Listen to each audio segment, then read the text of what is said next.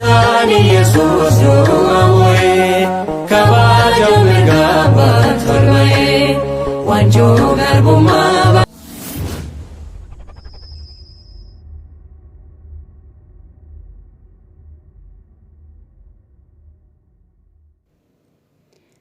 Isa jiraata maaliif warra du'an keessa barbaaddu? Innoo asin jiru ka'eera. Hamma garuu Kiristoos warra du'an keessaa hangafa ta'e ka'eera. Tokkoffaa Qorontos 15:20 argachuu dandeenya. Galanni Waaqayyoodhaaf haa ta'u, nageenyi fi araarri Waaqayyoo isiniif haa baay'atu. Akkam jirtu nagaa keessanii? Hordoftoota amantii kiristaanaa kan taatan hunduma keessanuu akkam jirtu nagaa keessanii? Iddoo jirtanitti nageenyi fi jaalalli araarri Waaqayyoo isiniif haa baay'atu. Akkam jirtu? Akkam yeroo kana keessanii? Iddoodhuma jirtanitti nagaa guutuu akka qabdan abdiin nan qaba. Waaqayyoo inni yoona nu ga'ee guyyaa irraatiinis kan nu ga'ee galanni ulfinni teessoo isaa irrattis haa ta'u, inni nu tiksee guyyaa eebbifamaa fi akkasuma guyyaa kabajamaa kana kan nu ga'eef galanni Waaqayyoodhaaf haa ta'u. Egaa hordoftoota amantaa kiristaanaa kan taatan mara keessanuu baga ayyaana waggaatiin isin ga'ee, baga du'aa ka'uu gooftaa keenya Yesuus Kiristoos yaadannoo isaatiin isin ga'ee isiniin jechuu jaaladha. Ayyaanni kun kan jaalalaa, kan gammachuu, kan nagaa isiniif haa ta'u. Waaqayyollee akkasuma biyya keenya, biyya ishee nagaa dhabdee jeeqamaa jirtu kana dhiigni qulqulluu akkasumas yakka tokko malee namoonni kan dhumaa jiran Waaqayyo nagaa nuuf haa godhu biyya keenya fi akkasuma warreen rakkatanii rakkoo keessa isaan haa baasu. Akkasuma warreen dhibaman nuuf haa maaru. Wantoota rakkoo garaagaraa keessa jiran Waaqayyo furmaata isaaniif haa laatu. Egaa obboloota keenya baay'een keenya ayyaana kana biyya ormaa keessatti dabarsina. Haa ta'uyyuu malee Waaqayyo nagaa nuuf kenne jaalalaaf araara isaatiin har'a keenya jirra, nagaa qabna. Isaaf haa galatu, galanni isaaf haa ta'u. Isa galateeffachuudha qabna kan yoona nu ga'eef jechuudha. Haa ta'u malee garuu guyyaa ayyaana waggaa kana baay'ee keenya nutti dhaga'ama. Anumarra kaasee jira, akkasuma hiriyoonni koo jiru.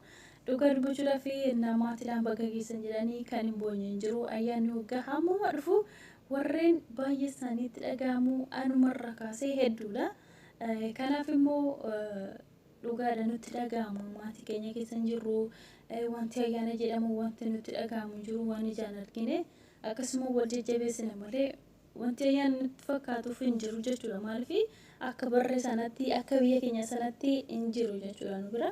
Yoo ta'eyyuu namoota muraasadha kan biyya isaatti ba'ee akkasuma kabajatu jechuudha. Namoota muraasa ta'uu danda'u, garuu baay'ee isaanii haala mijataa keessa ta'uu dhiisuu danda'a karaa adda addaatiin jechuudha. Maaliif namaaf mijatu mana namaatti sila ta'ee fi akka barbaadesiif hin ta'u. Ati mataa keetti ayyaana qabdaa, isaan ayyaana biraa qabu. Kan immoo wal bintii qabanii kan namaaf hin jedhu hin jiru jechuudha. Innaa kanadha iddoodhuma jirtanitti Waaqayyo nagaa isiniif haa kennu, isinitti hin dhaga'amanii.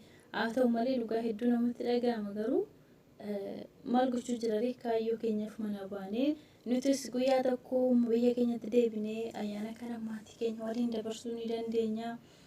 Yoo eeyyama isaa nagaa isaatiin yoo nu ga'e biyya keenyatti illee nagaa nu galchee akka ayyaana bareedaa, ayyaana gaarii maatii keenya wajjin akka barbaannetti akka dabarsinuuf eeyyama isaa nuuf haa ta'u. Innaa iddoodhuma jirtanitti yaada nuuf hin dhiphisinaa. Waan qabdanii, waan dandeessanii, waan hojjetachuu dandeessaniin isinillee dabarsaa isiniin jedha. Haa ta'u malee garuu wanta barbaade osoo hojjetanii nyaatanii akka biyya ofii sanaa miti.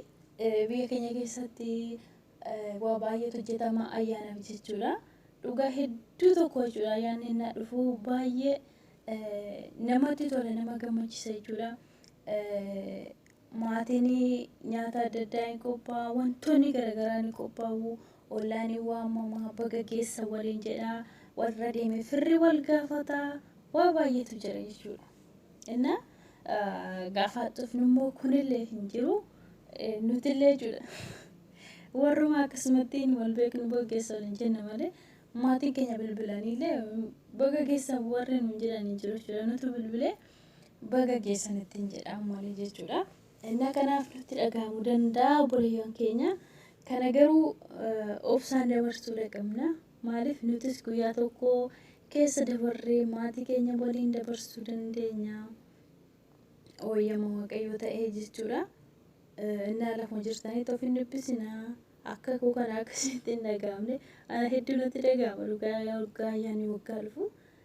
Yeroo baay'ee maatiidhaan ni galla bara Faasigaa dhufutti maatii waliin dabarsina jenna. Gannaan dhufees waliin dabarsina hin galla jenna. Osuma kana jennu karoorri keenya hin guutu. Osuma kana jennu maatii keenya abdachiifne hin galla jedhu. Bakka nutillee asumatti hafnaa jechuudha. Yeroo dheeraadhaaf jechuudha. Hin galla jennee hin karoorsina.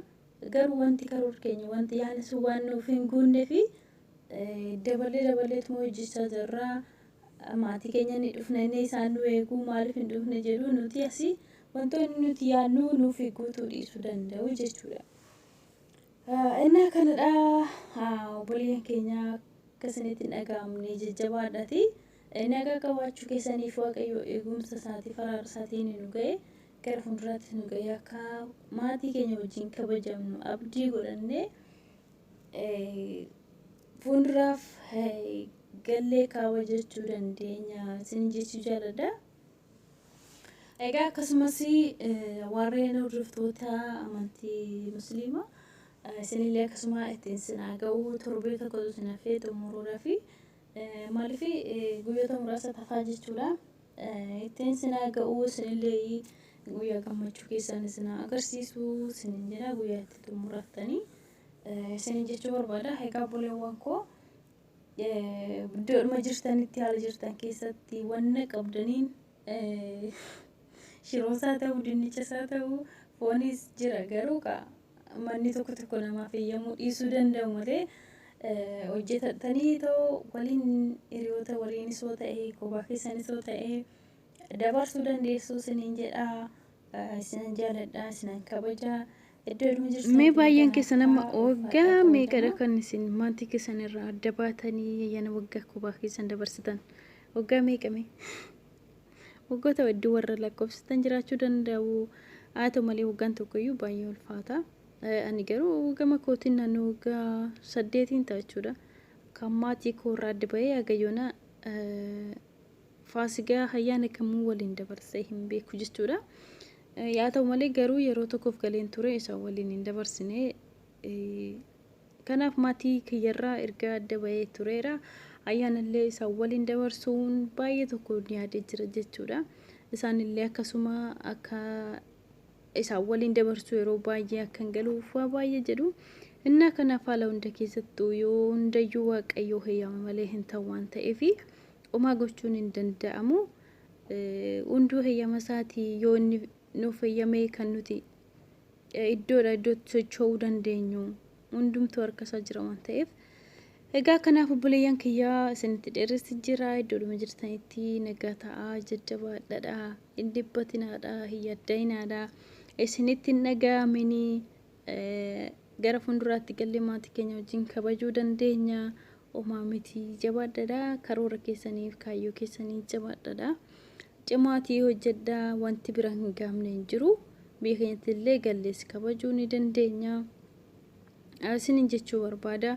Waaqayyo inni nu jaalate yoo nu ga'e jaalalli isaa adda sila ta'ee fi wanti nama ajaa'ibuu dachee kana immoo osoo hin taane jaalala inni nuuf qabu samirra gad bu'ee fannoo irratti nuuf agarsiise jaalala isaa kana isa hedduu kan nama ajaa'ibu jaalala addaa waan nu jaalateef jechuudha.